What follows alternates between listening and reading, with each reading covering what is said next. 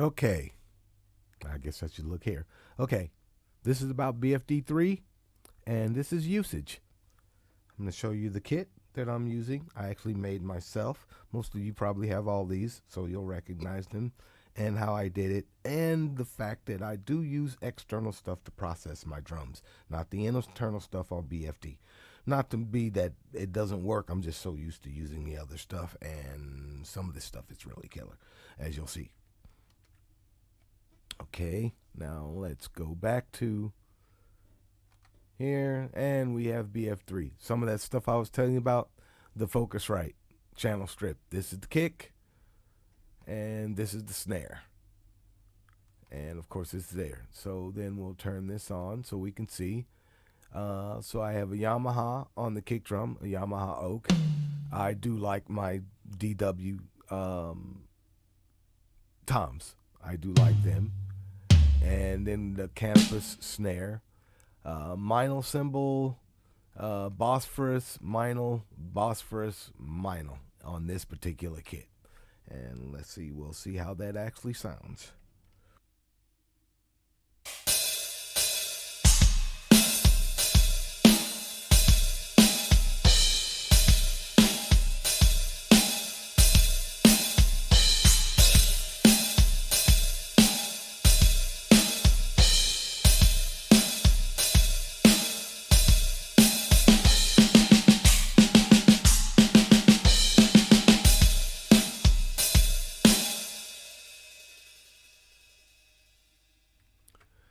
And that's the kit that I have.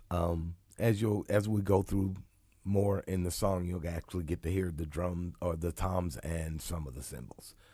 So, of course, you saw the kick and the snare is here, and that's how they're EQ'd. And you can see my EQ. Plus, there's also compression in here, which you notice that the snare doesn't have as much compression as the kick, which, everything's different. These are set different. I do have these also on the toms, and of course they're set different. Now, some people told me that what I should do was to make a group and then run it through that, but I like customizing each channel strip to each drum because that's the way it would actually really be done to a large degree back in the old days in the analog boards. If you had enough stuff, but if not, then you probably would send it through one thing. But the real good studios had individual preamps, compressors for the actual, for every drum and every mic in that room. So that's how that works. Now let's go here and we'll look at, oh yeah, we'll do that. Right there is all of the tracks as you see, and you can see here that I have, this is the kick and the snare and the toms, and they are all using the Focusrite. But then I'm also using an Abbey Roads plate by Waves for my reverb, and you can notice that they're not all the same here either. So let's listen to what we have and see what we get.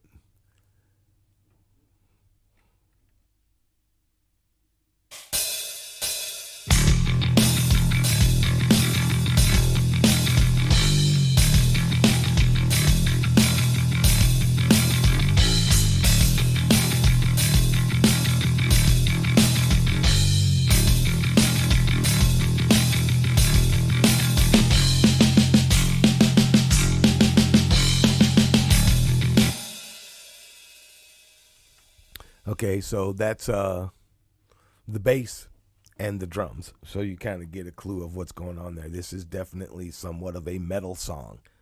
I was going to redo the vocals on it because I actually lost the vocal tracks for this one because it's so old. It's over 20 years old, and I actually lost all the vocals. They weren't in the folder where they were supposed to be, and I was thinking about redoing them the way they did before since I had the words. But then I thought, since Sarah is singing in total BS and I would have to redo all those backing tracks and everything, let her do the song. let her write what she sees on that, see what comes up with it. We did this with another song, a song called Found It. And it wound up doing the same thing, and we wound up going with her version. It was just better. So, anyway, so that's how we're going to deal with that one. Let's see. And hold on a second. 1 second.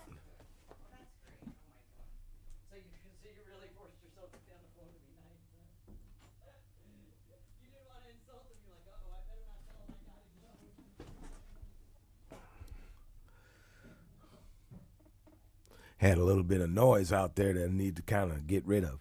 Anyway, so now let's go ahead and listen to the whole song with the drums.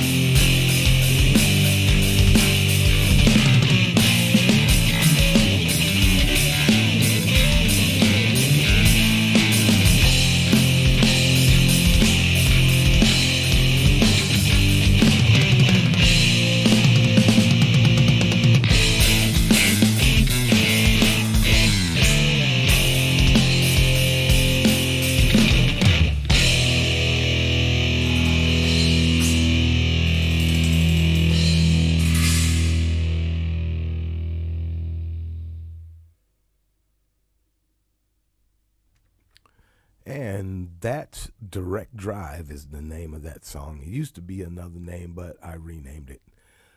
And that's BFD. You also did get a chance to see the bass rig.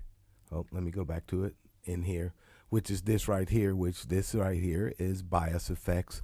I just got this free Brainworks preamp, and I love this thing. It's really killer for just really getting a killer tone out of a bunch of different, I use it for vocals, I use it for my bass, pretty much just vocals and bass, but I think I could possibly use it for keyboards and stuff too, as well, to get a much richer tone.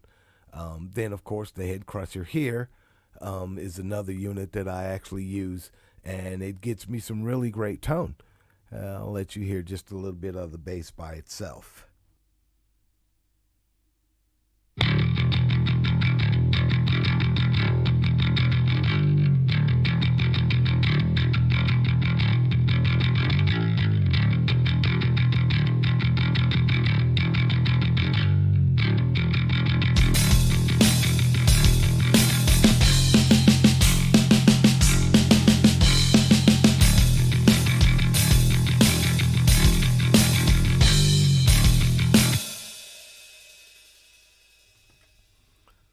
So that's the bass tone, and that's how I get that one. Of course, it's bias amp. Oh yeah, my compression is in fact the Waves DPR 402, which I use that for bass all the time.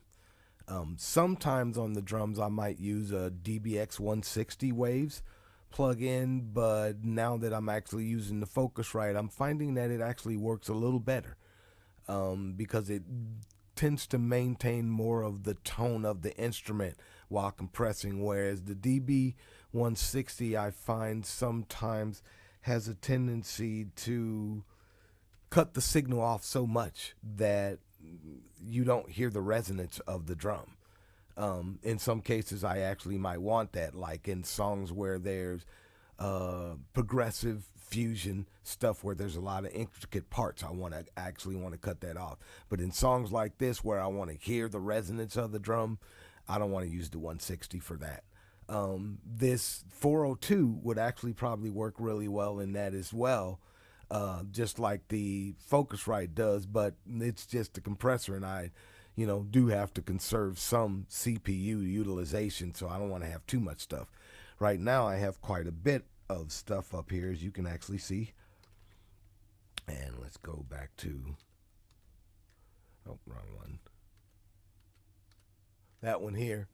You can see here that there's a lot of stuff, not to mention all of this right here, which is all preamp stuff for mastering. We'll go into that another time. But that's all the mastering stuff in there. And then here's that Abbey Roads. And let's see if we can see it.